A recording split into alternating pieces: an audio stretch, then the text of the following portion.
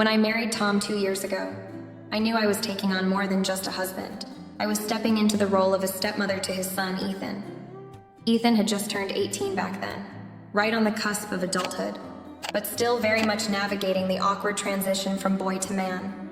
We moved into a charming little town in Maine, the kind of place where everyone knows your name and the seasons practically paint the scenery for you. It was supposed to be the perfect setting for a fresh start, and in many ways it was. But blending a family is never as seamless as you hope it'll be. Ethan and I had what you'd call a polite relationship at first. I would ask him about school or his friends, and he'd give me short, perfunctory answers. "It's fine," he'd say when I asked about his classes, or "nothing much," when I tried to dig deeper into his interests. He wasn't rude, far from it, but there was a clear wall between us, one I wasn't sure how to scale. I figured that was natural. After all, I was new to his life, and he'd already been through so much with his parents' divorce. Still, I was determined to make things work. Tom and I both wanted to create a warm, supportive environment where Ethan could feel at home. I started small, making sure his favorite snacks were in the pantry, asking him about his day without pressing too hard, and letting him see I was genuinely interested in getting to know him. Over time, he seemed to relax around me. We'd share small, easy conversations at dinner, and once in a while he'd even crack a joke that made me laugh. I remember thinking, okay, maybe this isn't so bad. We're finding our rhythm. But there were still moments when I felt the weight of being an outsider in their bond. Tom and Ethan had their traditions, their shared history that I wasn't a part of. I'd watch them talk about old vacations or inside jokes I didn't understand, and though they never meant to exclude me, I sometimes felt like I was hovering at the edges of their world. I didn't resent it. I knew this was part of the package, but it reminded me that building a blended family wasn't going to be as simple as just loving Tom. It was about a year into our marriage when Ethan started coming to me for advice. At first, it was small things. How to word a thank you note for a college professor or whether a navy tie went with a certain shirt. I liked those moments. They felt like progress, like he was starting to trust me in a way he hadn't before. But even as things started to feel more comfortable, there was always this quiet awareness on my part. Ethan wasn't the warmest or most expressive kid, but there were times when I'd catch him watching me a little too closely, or when his tone carried an intensity I couldn't quite place. I'd shake it off, telling myself I was just imagining things. After all, he was 18, an age full of emotions and uncertainties. What teenager doesn't act a little strangely now and then? Looking back, I wonder if those early moments were the first whispers of what was to come. But at the time, all I wanted was to make our new family work. I wasn't just marrying Tom, I was committing to Ethan too, and I took that responsibility seriously. I didn't know then how complicated things would get, or how those small, seemingly innocent interactions would set the stage for something much harder to navigate. It wasn't long before Ethan started opening up to me more. At first, it caught me off guard. He'd always been polite but reserved, like he was testing the waters, unsure how deep he could go. Then, one afternoon, while I was sitting in the kitchen sorting through some paperwork, Ethan wandered in. He stood by the counter for a moment, toying with the corner of a placemat, before casually asking if I had a second to talk. "Of course," I said, setting aside what I was doing. "What's on your mind?" He hesitated, shifting his weight from one foot to the other, before launching into a story about his first semester at college. It wasn't the success story I think Tom and I had both been hoping to hear. Instead, he talked about how hard it had been for him to find his footing. "It's like everyone already knows what they're doing," he admitted, his voice quiet. "They've got their groups, their routines. I don't know where I fit." I could see how much it cost him to admit that. For all his aloofness, Ethan had always struck me as someone who liked to project confidence, even if it wasn't always genuine. I listened carefully, offering the kind of encouragement I thought he might need to hear. I told him that everyone feels lost at some point in their lives, and that he was still figuring things out, just like the rest of us. He nodded, but the way his shoulders slumped told me this was weighing on him more than he was letting on. After that, it became a regular thing. Ethan would find me in the evenings, usually after Tom had gone to bed, and we'd talk. He opened up about his struggles in school, how he felt like he wasn't living up to his dad's expectations, and how he didn't know what he wanted to do with his life.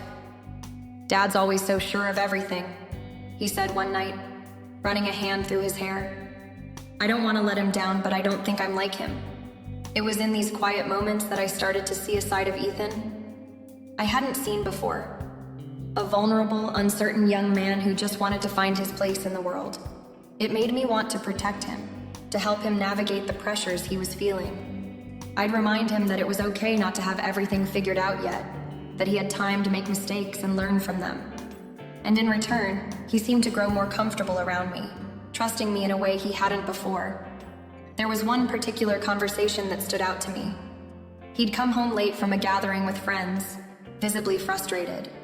When I asked him what was wrong, he admitted that he felt out of sync with the people he was hanging out with.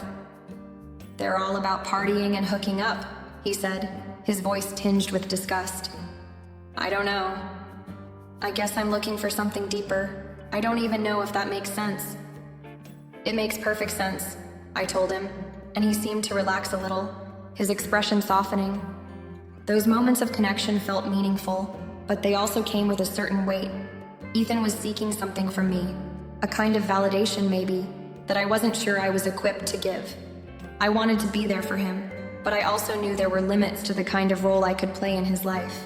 Still, I couldn't deny that our late-night talks brought us closer. He started sharing more about his personal life, his insecurities about dating, his struggles to connect with people his age, and even stories from his childhood that I'd never heard before. Each time I felt a pang of something between gratitude and guilt. Gratitude that he trusted me enough to share these parts of himself, and guilt because I knew I could never be the kind of confidant he truly needed. At the same time, I started noticing small changes in his behavior. He'd linger a little longer in the kitchen after our talks, or he'd offer to help me with things he hadn't seemed interested in before, like folding laundry or running errands. Sometimes he'd compliment me in ways that felt different. "You're so easy to talk to," he'd say, or "You're always so put together. I don't know how you do it." They were innocent enough on the surface, but there was something about the tone that gave me pause. I brushed it off at first, telling myself I was reading too much into things. Ethan was just trying to connect, to find stability in a world that felt unstable to him. But as our talks continued, I couldn't shake the feeling that the dynamic between us was shifting in ways I didn't entirely understand. It wasn't long after Ethan and I started having our late-night talks that I began to notice subtle shifts in the way he interacted with me. At first, I thought it was just his way of showing gratitude for the support I'd been giving him. He'd go out of his way to help around the house, carrying in groceries, offering to fix little things that didn't really need fixing, and even surprising me with small gestures like a fresh cup of coffee waiting on the counter in the mornings. "Thanks, Ethan," I'd say, smiling as I picked up the mug. "You didn't have to do that." "I know," he'd reply with a casual shrug. "I just thought you'd like it." On its own, it seemed innocent enough, but there was a pattern forming that was harder to ignore. He'd start finding reasons to be around me when Tom wasn't home, hanging out in the living room when I was reading, offering to keep me company when I was running errands, or sitting across from me in the kitchen, asking about my day in a way that felt more intense than casual. "You're always so calm, Julia," he said one afternoon while I was sorting through bills. "It's nice. I don't know how you do it." I laughed it off, telling him that calmness was just an illusion, but the way he looked at me lingered longer than I was comfortable with. There was something about the way his compliments were delivered, warm, sincere, but also unusually focused. Then there were the moments that felt more personal. He'd compliment my cooking with an enthusiasm that went beyond polite. "You could open a restaurant with food like this," he said one evening, practically beaming as he finished his plate. When I thanked him, he added softly, "You really take care of everyone, don't you?" I couldn't help but feel a little flustered. It wasn't what he said exactly, but the way he said it, as though the words carried a meaning he wasn't quite ready to say aloud. Another time, while we were tidying up the living room, Ethan reached for a throw pillow at the same time I did. Our hands brushed for a second, a completely normal everyday occurrence. But instead of pulling back immediately, his hand lingered just slightly too long. He looked at me, his face a mix of surprise and something else I couldn't quite name.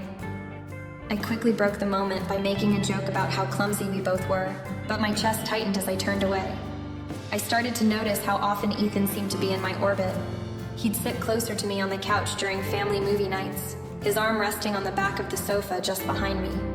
When we were in the kitchen, he'd stand a little closer than necessary, reaching over me to grab something from the counter instead of walking around. The tipping point came when he began commenting on things he never had before, my appearance, my clothing. One evening, as I was heading out to meet a friend for coffee, he stopped me by the door. "Wow, Julia," he said, his voice carrying a strange mix of admiration and nervousness. "You look really nice." I froze for a second, caught off guard. "Thanks, Ethan," I said, forcing a light tone. "It's just coffee with a friend." "Still," he replied, his eyes holding mine for just a beat too long. "You look great." I laughed awkwardly and left, but the interaction stayed with me. I tried to rationalize it, telling myself that Ethan was just being kind, that maybe he was trying to connect in a way he hadn't before. But deep down, I knew something was different. As the days passed, I found myself growing more aware of Ethan's presence, more attuned to his every move. I wasn't sure if I was imagining things, or if he was genuinely acting differently, but either way, it left me on edge.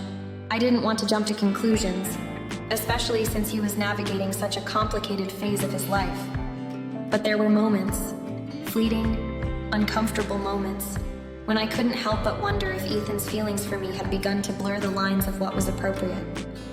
It happened one quiet evening when Tom was away on a business trip. I'd made spaghetti for dinner, and Ethan and I were eating in the dining room, the soft clink of silverware against plates filling the space between our occasional bits of conversation. It felt normal, routine even, until it wasn't.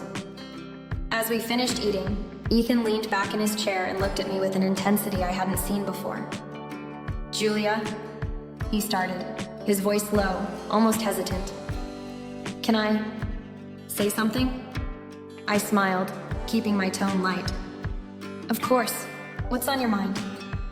He hesitated, running a hand through his hair, as though gathering the courage to speak.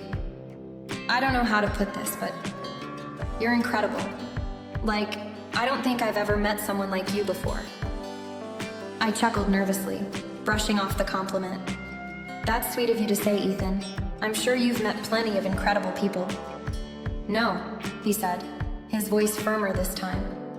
"I mean it, Julia. You're different. You care in a way that feels real. You listen. You've been there for me in ways no one else has, and..." His words trailed off, and I felt a weight settle in my chest. There was something in his tone, something unspoken but impossible to ignore. "Ethan," I said carefully, my voice steady, "I care about you too. You're part of this family, and I'm always here for you." He shook his head, leaning forward slightly, his elbows resting on the table. "No, it's more than that. I've tried to ignore it, but I can't anymore. I think about you all the time. I can't help it. Stop," I interrupted, my heart pounding. "Ethan, this isn't appropriate. I'm your stepmother. I love your dad, and I care about you as part of our family. But this isn't okay." He looked away, his face flushed with a mixture of embarrassment and frustration. "I know it's wrong," he muttered, his hands fidgeting with the edge of his napkin. I stood up, cutting him off again. "Ethan, listen to me. You're going through a lot right now, and it's natural to feel confused or overwhelmed. But this can't happen. It's not fair to me, to your dad, or to yourself. I need you to understand that." For a moment, the room was silent. Ethan stayed seated, his head down, as I stood there, my hands trembling slightly. I didn't know what else to say, but I knew I had to make my position clear. Finally, he nodded, though he still wouldn't meet my eyes. "I'm sorry," he mumbled. "I shouldn't have said anything." I took a deep breath, trying to steady myself. "It's okay to have feelings, Ethan, but it's important to handle them in the right way. I think it's best if we both take some space tonight. You need time to think, and I do too." He nodded again, standing up and retreating to his room without another word. As I cleared the table, my mind raced. I replayed the conversation over and over, questioning whether I'd said the right things or handled it the best way I could. One thing was certain. The dynamic in our house had shifted, and there was no going back to the way things were. The days that followed were some of the most emotionally exhausting of my life. After that uncomfortable dinner conversation, I found myself walking on eggshells in my own home. I didn't know how to act around Ethan anymore, what to say, how to look at him, or even how to sit in the same room without feeling the tension hanging in the air. Ethan, on the other hand, seemed unsure of how to proceed as well. For the first couple of days, he avoided me entirely, staying in his room or disappearing for long stretches without explanation. When we did cross paths, he would barely speak, offering a mumbled hi before retreating. Part of me felt relief at the distance, but another part worried about how withdrawn he had become. I couldn't help but feel guilty, as though I had somehow failed him by not handling the situation better. Despite the uneasy truce of avoidance, I couldn't ignore the lingering discomfort. Every quiet moment in the house felt heavier, as though the walls themselves were holding the memory of our conversation. I'd sit on the couch to watch TV, only to find myself staring blankly at the screen, lost in thought. Was I doing the right thing by keeping this to myself? Should I talk to Tom? Or would that only make things worse? The problem was I didn't want to hurt anyone. Not Ethan, not Tom, and not our fragile little family. I convinced myself that Ethan was just confused, that his feelings were a passing phase brought on by stress or loneliness. If I brought it up to Tom, it might blow the whole situation out of proportion, turning a temporary problem into a permanent fracture in their relationship. But the space Ethan gave me didn't last. By the end of the week, he started creeping back into my daily life, not in a threatening way, but enough to unsettle me. He'd show up in the kitchen while I was making coffee, offering to help with breakfast. He'd linger in the living room while I was folding laundry, asking how my day was going. On one occasion, when I was outside watering the plants, he appeared with a chair and sat down nearby, watching me in silence. "Ethan," I said carefully after a long pause, trying to keep my tone neutral. "Is everything okay? You've been quiet lately?" He shrugged, his eyes focused on the ground. "I just wanted to be around you. I miss talking to you." I froze, unsure of how to respond. Part of me wanted to snap, to tell him that this wasn't appropriate, but another part felt a pang of sympathy. He looked so lost, like a child searching for something he couldn't quite name. "Ethan," I began softly, setting the watering can down. "We've talked about this. I care about you, but you need to understand that there are boundaries we have to respect. It's not fair to either of us, or to your dad, for you to keep pushing them." His expression darkened, and for a moment I thought he might argue. But instead he just nodded and stood up, mumbling an apology before walking back inside. I watched him go, feeling a mix of relief and dread. It was becoming clear to me that this wasn't going to resolve itself, no matter how much I wished it would. And yet I couldn't bring myself to take the next step. At night, lying next to Tom, I'd stare at the ceiling, my thoughts spiraling in endless loops of doubt and fear. What if Ethan misunderstood my intentions again? What if Tom found out and blamed me? What if this was just the beginning of something that could tear our family apart? I told myself I could handle it, that I just needed to be firm and patient, and everything would go back to normal. But deep down I knew the truth.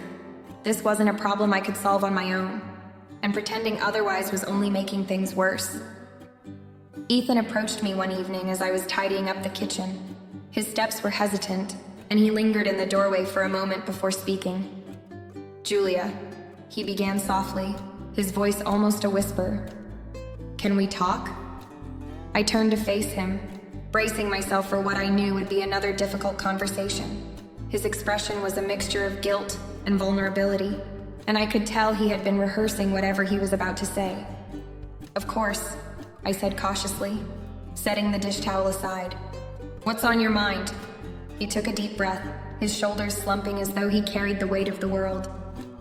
"I need to apologize," he said, his words tumbling out in a rush. "For what I said, for how I've acted. I know it wasn't fair to you. I wasn't thinking straight and I made things uncomfortable. I'm really sorry." For a moment, relief washed over me. It felt like a step in the right direction, an acknowledgement of the boundaries I had tried to set. But then he continued, and the knot in my stomach tightened. "It's just..." He hesitated, his eyes darting away before meeting mine again. "You've been so kind to me, more than anyone else has ever been. I didn't know I could feel this way about someone. You made me feel like I mattered, like I wasn't just some burden." "Ethan," I started, my voice steady but firm. "I know it's wrong," he interrupted, his tone desperate. "I know you're with my dad, and I respect that. I do. But I can't just turn off how I feel. You've been the only person who's ever made me feel seen, and I don't know how to handle that." His words hung in the air, raw and heavy. I took a deep breath, willing myself to stay calm. "Ethan, I understand that you're going through a lot right now, and I'm glad you feel like you can talk to me. But these feelings, they're not something we can act on, not even something we should entertain. You have to understand that this isn't about you not being important. It's about what's right, for you, for me, and for your dad."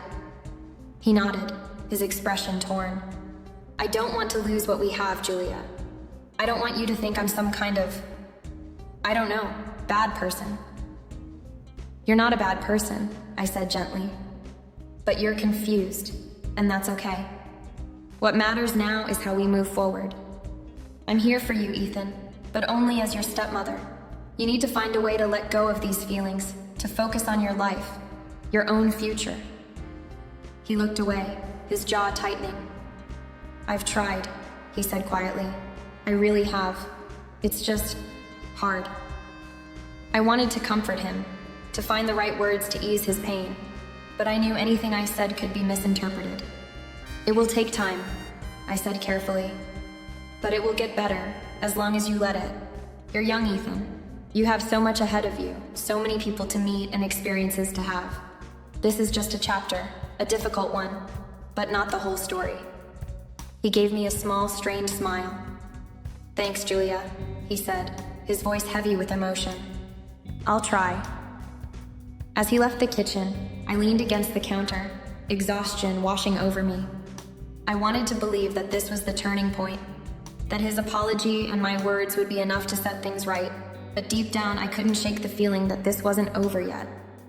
The uncertainty gnawed at me, a quiet dread that I couldn't quite push away. The weight of the situation pressed heavily on my chest, each day growing more unbearable than the last. My mind was a constant whirlwind of thoughts, trying to figure out how to address what was happening with Ethan. I'd kept it all to myself for so long, trying to protect Tom, trying to protect the family, but I couldn't ignore it anymore. The unsettling tension in the house had become impossible to ignore. Every time Ethan came near me, I felt that underlying discomfort, that unease in my gut. I had hoped his apology meant things were truly going to change, but deep down, I knew it wasn't over. His behavior hadn't stopped. It was just simmering beneath the surface, waiting to boil over. It wasn't fair to Tom to keep it from him. I knew that. But it wasn't just the fear of upsetting him. It was the fear of what this could do to our whole family. The fear of what Ethan might do to us if things didn't change. I had to act. One evening, as we sat in the living room together, I knew I could no longer keep this to myself. Tom was on the couch, scrolling through his phone, and I just stared at him, feeling this knot in my stomach grow tighter. I had rehearsed the words over and over in my head, but they all felt so heavy, so difficult to say out loud. What if I couldn't find the right words? What if it all fell apart? "Tom," I said, my voice shaking. He looked up from his phone, his eyes immediately scanning my face as if sensing the change in my tone. "There's something I need to talk to you about. It's about Ethan." His eyebrows furrowed in concern. "Is everything okay with him? Is something wrong?" I swallowed hard, trying to steady myself. "He's okay physically, but emotionally, he's been dealing with something that's starting to affect all of us." Tom's confusion deepened, and I saw his body tense. "What do you mean?" I took a deep breath, gathering all the courage I could. "He's been developing feelings for me. Feelings that go beyond what a stepmother and stepson should have. And he told me about it a few weeks ago." Tom's eyes widened in shock, and he sat up straight, his full attention on me now. "What did he say exactly?" I took a moment to compose myself before recounting the events. I explained how Ethan had come to me, his eyes filled with guilt and uncertainty, and admitted his feelings. I told Tom about the late-night conversations, the way Ethan would find excuses to be near me, to seek my approval, to seek comfort in my presence. I explained how I had tried to set boundaries, to make it clear that our relationship needed to remain respectful and rooted in the family dynamic. I told him about my fear of what would happen if I ignored it, my fear of making things worse if I confronted Ethan too harshly. I didn't know what else to do, I confessed, my voice trembling with emotion. I thought maybe it was just a phase, something he would outgrow, but it hasn't stopped. It's getting worse. Tom was silent for a long time, his face a mixture of disbelief and hurt. I could see the conflict within him, the anger, the hurt, the betrayal. "I don't understand," he finally said, his voice low. "How could he do this? He knows better than this. Why didn't you come to me sooner?" "I didn't want to hurt you," I whispered. "I thought I could fix it on my own. I thought maybe if I handled it quietly, we wouldn't have to face it together, and things would go back to normal. I didn't want to tear us apart." Tom looked down at his hands, his fingers tapping nervously on the armrest. "You should have told me. We're supposed to handle this together. This is way too much for you to carry on your own." "I know," I said softly. "I just didn't know how to bring it up. I didn't want to make things worse, but I can't keep pretending everything's fine. I need you to know the truth." Tom took a deep breath, rubbing his forehead, clearly overwhelmed. "So what do we do now?" His voice was thick with emotion. "This is my son we're talking about, and I can't believe he would even think like this. I can't believe he would put you in this position." I felt a wave of relief wash over me, knowing that Tom was taking this seriously. He wasn't angry at me for keeping it from him, at least not entirely. He was angry at Ethan, and he wanted to fix it. "We need to talk to him," I said, my voice more resolute now. "He needs to understand the consequences of his actions, and we need to make sure this never happens again." Tom nodded, his face hardening with determination. "I'll talk to him. We'll get through this. Together." The moment felt like a turning point, but I knew the road ahead wouldn't be easy. We had a long journey ahead of us, but at least now we were facing it together. I couldn't keep carrying the weight of it all by myself. Tom and I would deal with this as a team, and no matter how hard it would be, I was willing to fight for our family. The days following my conversation with Tom were a whirlwind. We didn't speak to Ethan right away. Tom needed time to process everything, and so did I. The weight of the truth hung heavy between us, but I could see a new determination in Tom's eyes, a resolve to protect our family, no matter what it took. I was relieved that we were on the same page, but the uncertainty of what would come next lingered in the air, unspoken but understood. Finally, Tom told me he was ready to speak to Ethan. It was time. We couldn't let the tension continue to simmer beneath the surface. Ethan needed to hear the full impact of what his actions had done, not just to me, but to the fabric of our family. The thought of that conversation made my stomach churn, but I knew it was necessary. Tom called Ethan into the living room that evening. The air felt thick, and I couldn't help but feel a knot in my chest. I stayed in the kitchen, trying to give them space, but I could hear the quiet conversation unfolding just a few rooms away. It wasn't long before Tom's voice raised, firm, but not cruel. I couldn't make out the words, but the intensity was unmistakable. When the conversation ended, Tom came into the kitchen, his face grim. He looked at me, his expression a mixture of disappointment and anger, but also something else, a readiness to move forward. "It's done," he said quietly, almost as if he didn't want to admit it aloud. I talked to him. He's sorry, but he's also confused. I think he's going to need more help than just a talk from me. I nodded, not sure what to say. I knew this wasn't something we could just fix in one conversation. The damage had been done, and the emotional toll would take time to heal. Tom wasn't angry at me, but I could see how deeply hurt he was. He hadn't expected this from his son, and neither had I. Ethan's apology had been sincere, but it wasn't enough to undo the emotional turmoil he'd caused. "I'm glad you spoke to him," I said, my voice shaky but steady. "But this isn't something we can fix on our own. I think we need to get help. Therapy, maybe." For all of us. Tom nodded. I agree. We can't just sweep this under the rug and pretend it's fine. We need to figure out what's going on and how to rebuild trust, starting with Ethan. And so we began the next phase of our journey, therapy.